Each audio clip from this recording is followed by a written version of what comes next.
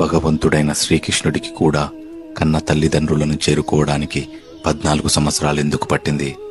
కంసుని వధ తదనంతరం కన్న తండ్రి వసుదేవుడు కన్న తల్లి దేవకిని విడిపించడానికి కారాగారం చేరుకున్న శ్రీకృష్ణుడిని చూసి పుత్రవాత్సల్యంలో ఆ తల్లి, ఏ కృష్ణ, నువ్వు భగవంతుడివైనా నీకు ఈ అభాగ్య తల్లిదండ్రుల మీద దయ కలగడానికి 14 సంవత్సరాలు పట్టిందా అని బాధను వ్యక్తం చేయగా, నన్ను క్షమించాలి మాత, మాధవుడైన మానవుడైన గత జన్మ కర్మ ఫలాన్ని అనుభవించక తప్పదు అని అంటాడు.